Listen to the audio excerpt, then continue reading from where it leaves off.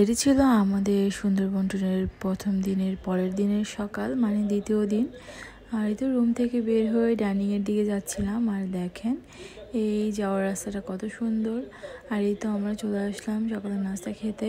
সকালের নাস্তায় ছিল খিচুড়ি, ডিম ভুনা আর সালাদ। আমাদের দাদা সার্ভ করে দিচ্ছিল সুন্দর করে।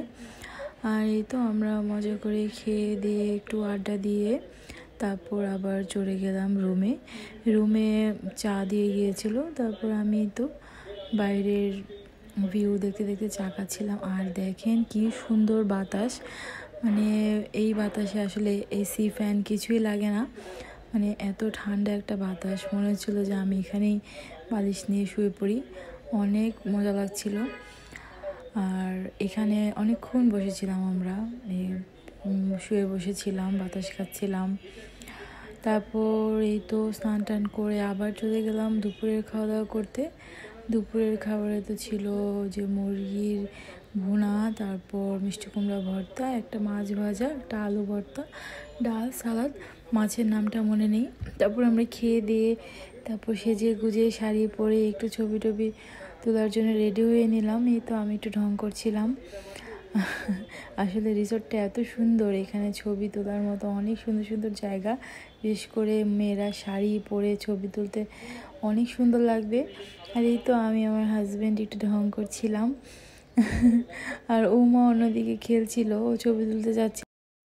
তারপর আমরা আবার চেঞ্জ করে বিকালের দিকে একটু গ্রামের রাস্তায় হাঁটতে বের হয়েছি রিসোর্টের পিছন সাইডে। দেখেন পরিবেশটা কি সুন্দর লাগছে, এটা সূর্য ডোবার আগ মুহূর্ত। তারপর আমরা কিছুক্ষণ হেঁটে আবার রিসোর্টে চলে আসলাম। এই সন্ধ্যা হওয়ার আগ মুহূর্তটা অনেক সুন্দর ছিল।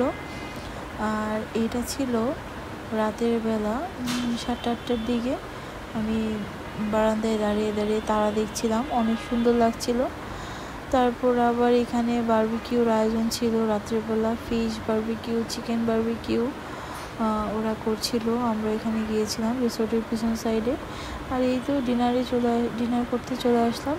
ডিনারে ছিল কোরাল মাছের বারবিকিউ, চিকেন বারবিকিউ, তারপরে একটা সবজি, একটা ডাল, সালাদ, পরোটা, অনেক কিছুই ছিল।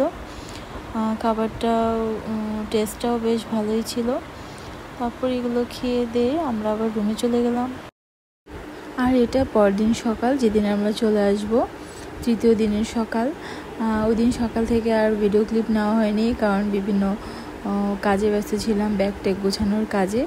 ওই দিন আমরা করমজল গিয়েছিলাম। আমরা রাস্তা করে 12টার মধ্যে বের হয়ে তারপর করমজল আসলাম। এই তো এখানে করমজলে ঢোকার সামনের জায়গাটা ভীষণ সুন্দর। তারপর আমরা ঢুকে এখানে কিছু হরিণ দেখলাম, হরিণ আর কিছু কুমিরও ছিল একটা জায়গায়। তারপর ভিতরে একটা জায়গা আছে, একদিক দিয়ে ঢুকে একদিক দিয়ে বের হয়ে যায়, ভিতর দিয়ে ঘুরে দেখার। আর এদিকে উমা ভীষণ এনজয় করছে। ভেবেছিলাম অনেক বিরক্ত করবে, টায়ার্ড হয়ে যাবে, কিন্তু না, আসলে সে ভীষণ আনন্দ করছিল। আর আমিও চারিদিকটা ঘুরে ঘুরে দেখছিলাম।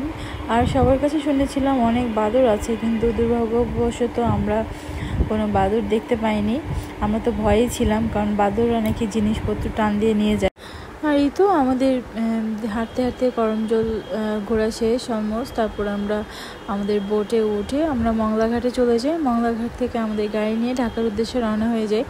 আমাদের এই ট্যুরটা ভীষণ ভালো ছিল। বাচ্চা কাচ্চা নিয়ে এসেছি, ভেবেছিলাম বাচ্চারা অনেক টায়ার্ড হবে, আসলে না, বাচ্চারা ভীষণ এনজয় করেছে। আপনারাও আপনাদের বাচ্চা নিয়ে আসতে পারেন। আর রিসোর্টটা খুবই রিল্যাক্সিং ছিল, আপনারাও চাইলে ঘুরতে পারেন।